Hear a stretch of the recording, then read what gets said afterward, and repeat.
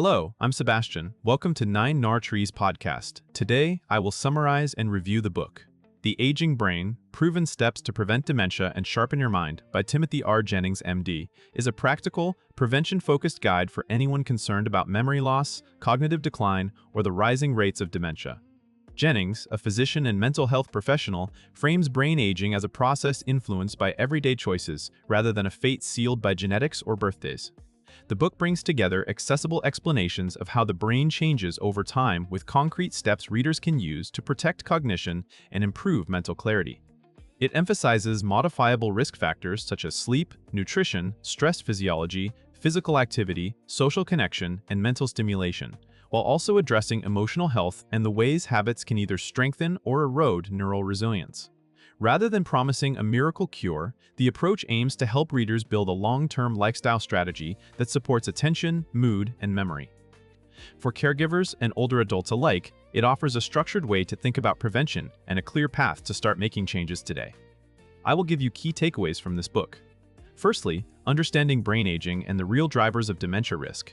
A central topic is the difference between normal age-related changes and the disease processes that lead to dementia. The book positions cognitive decline as influenced by a collection of risk factors that accumulate over time, which helps readers move beyond fear and toward action. It explains how brain health depends on energy supply, blood flow, inflammation balance, and the integrity of neural networks that support memory and decision-making. By treating dementia risk as multifactorial, the message becomes practical. You can target several levers at once instead of searching for a single supplement or hack. The discussion encourages readers to view symptoms like forgetfulness, mental fog, or slowed processing as signals to review sleep, stress load, medical conditions, and daily routines. It also highlights the value of early attention, because prevention efforts tend to work best before significant impairment appears. This framing can be especially helpful for readers with family history, as it underscores that genetics may raise vulnerability but does not necessarily determine outcome. The overall takeaway is that understanding mechanisms leads to better choices, better monitoring, and better conversations with health professionals. Secondly, lifestyle foundations that protect cognition, movement, sleep, and nutrition. The book emphasizes that brain health is built on basic daily inputs, particularly physical activity, restorative sleep, and nutrient-dense eating patterns. Movement is presented as a brain intervention as much as a body intervention, supporting circulation, metabolic health, and the biological conditions that help neurons function efficiently. Sleep is treated as a cognitive priority because poor sleep can impair attention and memory in the short term and may contribute to longer-term risk when chronic. Readers are encouraged to take sleep quality seriously, not just sleep duration, and to address habits that disrupt deep, consistent rest.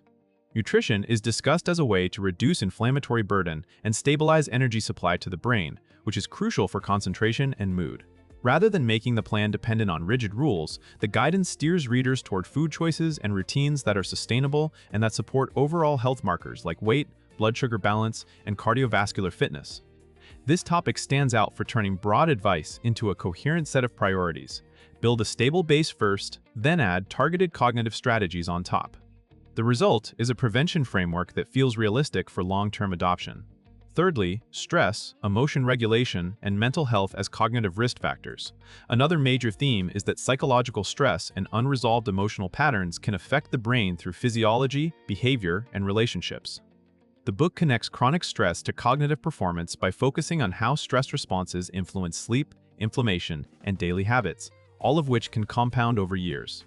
It also emphasizes the practical reality that anxiety, depression, and persistent rumination can reduce motivation, shrink social circles, and undermine the consistency needed for healthy routines. Jennings' approach integrates mental health with brain health, encouraging readers to treat mood, trauma history, and coping skills as essential parts of dementia prevention rather than optional extras. This includes the value of supportive relationships, meaningful purpose, and practices that calm the nervous system and improve self-control. The topic is presented in a way that may resonate with caregivers as well, because caregiving stress can be intense and prolonged, and caregiver health influences patient outcomes. The key insight is that protecting cognition is not only about brain training or diet, but also about creating an inner environment where the brain can recover, adapt, and learn. Emotional resilience becomes a measurable health strategy, not just a personal virtue. Fourthly, building cognitive reserve through learning, challenge, and social connection. The book highlights the idea of cognitive reserve, the brain ability to maintain function despite age-related changes or pathology, and it treats reserve as something readers can actively grow. Intellectual engagement is framed as more than entertainment. It is a way to keep networks flexible through novelty, complexity, and sustained attention. Activities that require learning and adaptation, such as new skills, hobbies, or problem-solving routines, are emphasized because they challenge the brain in ways passive consumption cannot. Social connection is also presented as a cognitive protective factor, since conversation, empathy, and shared activities stimulate multiple brain systems and can reduce the isolating effects of stress.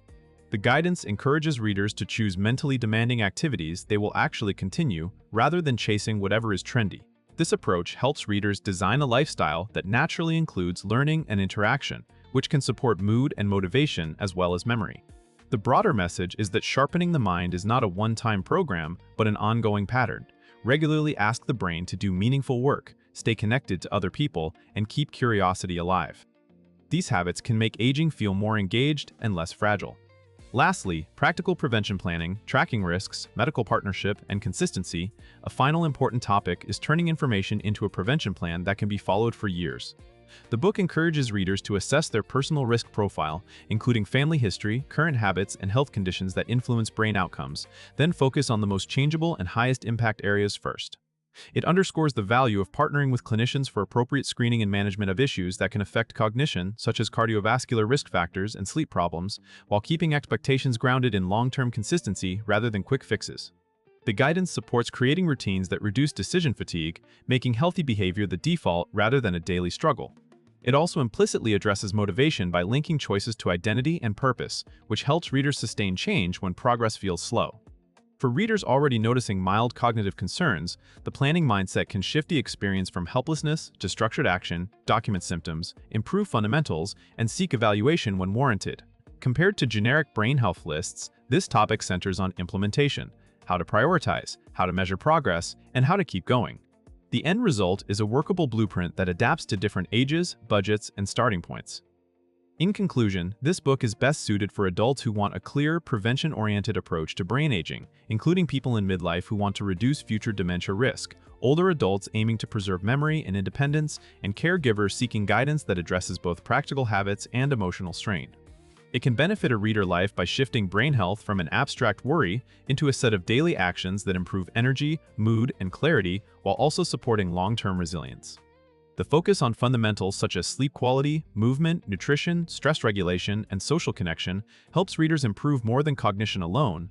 These steps often strengthen overall health and the capacity to enjoy relationships and work. Compared to similar brain health books that lean heavily on supplements or narrow brain training tactics, Jennings presents a more integrated framework that links mental health, lifestyle medicine, and real-world behavior change. That breadth makes it easier for readers to find multiple entry points that fit their situation and to build a plan that remains sustainable. For buyers who want a grounded, actionable roadmap rather than hype, the book offers practical direction, motivation to start early, and a coherent strategy to keep the mind sharp over time.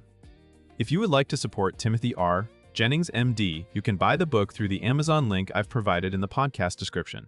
After reading the book, please let me know what you think and share your thoughts. See you around.